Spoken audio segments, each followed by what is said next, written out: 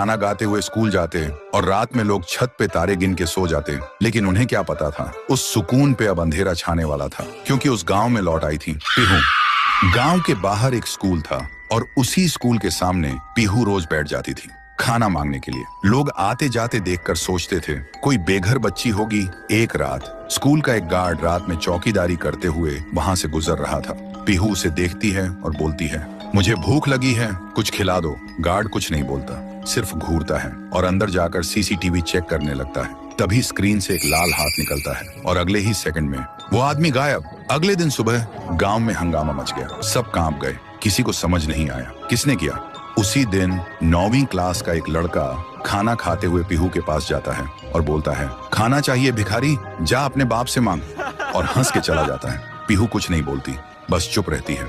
अगली रात उसकी माँ चीख चीख के रोड पे भागती है, मेरा बेटा अंदर से खाली हो गया है। डॉक्टर बोलते हैं, इसके अंदर ना दिमाग है, ना किडनी, ना लिवर, सिर्फ अंधेरा है। अगले दिन गांव के लोग इकट्ठा हो जाते हैं, सब बोलते, जब से पेड़ पे लाश लटकी थी तब से कुछ ना कुछ गलत हो रहा है। किसी ने सजेस्ट किया शांति के लिए पूजा करनी होगी। फिर रात में एक बड़ा पंडित बुलाया गया, पूरा गांव जमा हुआ था। पूजा शुरू होता है, लेकिन जैसे ही पंडित ने पहला मंत्र बोला, जोर का धमाका हुआ। पंडित का शरीर फट के टुकड़ों में बिखर गया, चारों तरफ खून और मांस के लोथड़े उड़ गए। लोगों की चीख पुकार मच गई और उसी खून से एक दीवार पे लिखा हुआ था, मुझे पूजा नहीं खाना चाहिए था। 1 महीना बीत गया था। पीहू के डर ने गांव के लोगों को पागल कर दिया था। कोई स्कूल नहीं जा रहा था, बच्चे खिड़कियों से पीछे छुप के बाहर झांकते थे। लेकिन पीहू अभी भी उसी स्कूल के सामने बैठी मिलती थी, जुबान पे एक ही लफ्ज, मुझे भूख लगी है। फिर एक दिन गांव में एक बड़ा तांत्रिक आया, सुना था 1000 भूत प्रेत भगाए हैं उन्होंने। तांत्रिक गांव में कदम रखते ही एक आदमी से पूछा, ये गांव इतना शांत क्यों है? आदमी बोला, हमारे गांव में एक छाया घूम रही है जो मुझे भूख लगी है बोल के इंसान को निकल रही है। तांत्रिक ने आंख बंद की और जो देखा वो चौंक गया। फिर उन्होंने गांव वालों को बुलाया और बोला, वो बच्ची की आत्मा किसी वस्तु में बंद है, हमें उसका असली घर ढूंढना होगा, वहीं कुछ मिल सकता है। फिर एक रात गांव के 2 जवान साहसी लड़के पीहू का पीछा करते हैं और देखते हैं पीहू एक पुरानी झोपड़ी के अंदर जाती है। दोनों चुपके से झांकते हैं। पीहू एक पुरानी गुड़िया के सामने और उससे बात कर रही होती है जैसे वो जिंदा हो। दोनों देखकर चौंक जाते हैं। फिर अगली सुबह वही 2 लड़के झोपड़ी में जाकर वो डॉल उठाते हैं और ले जाते हैं तांत्रिक के पास। तांत्रिक डॉल को देखकर चिल्लाता है, यही है, इसी में बंद है वो बच्ची की आत्मा, इसे आग में जलाना होगा तभी सब खत्म होगा। फिर रात में तांत्रिक गुड़िया को आग में डाल के हवन करता है, जोर जोर से मंत्र जप करता है। तभी एक भयानक चीख गूंजती है, मैं भूखी हूँ, और अचानक वो डॉल हवा में उड़ जाती है और सबके सामने उस डॉल से निकलती है पीहू। और जिन लोगों ने उस डॉल को छुआ था उनके शरीर एक एक करके पंडित जैसे फट जाते हैं। ये सब देखकर तांत्रिक भागने लगता है, लेकिन अचानक रास्ते बंद हो जाते हैं। वो पलट के देखता है, उसके सामने खड़ी होती है पीहू और वो बोलती है, तू मुझे जलाना चाहता था, अब तू जल। एक ही सेकंड में तांत्रिक के शरीर में आग लग जाती है और वो जलकर राख हो जाता है। उस रात के बाद गांव वालों को सब समझ आ गया था, पीहू ने सिर्फ उन्हीं को मारा जिन्होंने उसे दर्द दिया था, भूखा छोड़ा था, बाकी सब लोग ठीक थे। अगली सुबह गांव के सब लोग पीहू के सामने खाना लेकर आए और रो पड़े, बोले, हमें माफ कर दो, हमने तुम्हें भूत नहीं समझा, लेकिन तुम तो देवी हो जो सिर्फ भूखी थी। पीहू ने एक मुस्कान के साथ थाली में से एक निवाला उठाया और जैसे ही उसने वो खाया उसका रूप हल्की रोशनी में बदलने लगा, फिर वो हवा में मिल गई। उस दिन के बाद पीहू कभी नहीं दिखी। तब से वो गांव वापस वैसे ही हो गया, शांत, प्यारा और खुशी से भरा। पीहू के जाने के बाद शांतिपुर गांव फिर से सुंदर, शांत और लोग हंसी खुशी जीने लगे थे।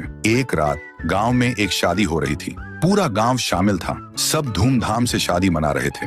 और तभी गुड़िया जमीन में लेटे हुए आती है और अचानक उठकर सीधा दुल्हन को खा जाती है। ये देखते ही लोगों के बीच में अफरा तफरी मच जाती है, कोई भागता है, कोई चिल्लाता है और वो गुड़िया खड़े होकर एक बच्चों जैसा गाना गाती है और फिर एक के बाद एक सबको मौत के घाट उतार देती है और फिर वो गायब हो जाती है। गांव फिर से कांप उठता है। सुबह सब लोग इकट्ठा होते हैं और कहते हैं वो भूखी लड़की वापस आ गई है। इस बार एक गुड़िया बन के लोग घुटनों के बल गिर जाते हैं और रो रो कर कहते हैं, हे भगवान हमें बचाओ। तभी गांव का मुखिया आता है और गुस्से में कहता है, चाहे वो कोई भी हो, है तो एक गुड़िया ही ना, आज रात मैं उसे खुद गांव से निकालूंगा।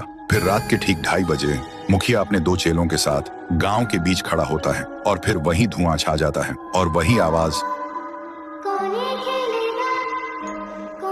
वो गुड़िया धुएं से निकलती है और सीधा मुखिया के पास चल के आती है।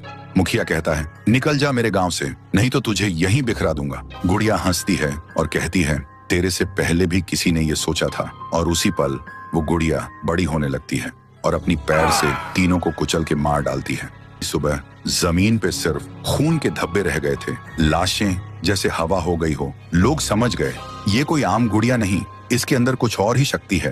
तभी गांव की एक बूढ़ी औरत कहती है, इस गुड़िया को हम गांव से नहीं निकाल सकते, इसे तो सिर्फ पीहू ही गांव से निकाल सकती है। फिर सभी लोग उसी जगह जाकर खाना रखते हैं और दिल से पीहू को पुकारते हैं, भूखी देवी वापस आइए, गांव को बचाइए।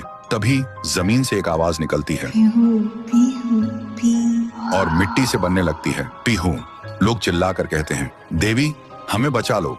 फिर रात होती है, वो गुड़िया गाना गाते हुए आती है, लेकिन अचानक पीहू उसके सामने आ जाती है। गुड़िया रुक जाती है, पीहू उसे पकड़ने जा रही होती है, लेकिन गुड़िया हवा में उड़ जाती है। पीहू भी उसके पीछे उड़ जाती है और अपनी आंखों से आग छोड़ के गुड़िया को जलाने की कोशिश करती है, लेकिन गुड़िया एक धुएं में छुप जाती है और फिर अचानक पीहू के पीछे आके उसे एक जोर का वार करती है। पीहू आसमान से जमीन पे आ गिर जाती है और फिर वो गुड़िया पीहू की शक्ति छीनने लगती है। पीहू की ताकत धीरे धीरे गुड़िया के पास जा रही होती है। कुछ देर बाद पीहू जमीन पे गिर जाती है। जब वो उठती है तो देखती है उसका शरीर धुंधला हो गया है और जब वो अपने आप को छू रही थी तो हाथ उसके शरीर के आर पार जा रहा था। वो वहीं गिर के रोने लगती है और जोर से चिल्लाती है, भैया, भैया, भैया। और उसकी आवाज सीधा उसके भाई के कानों तक पहुंचती है।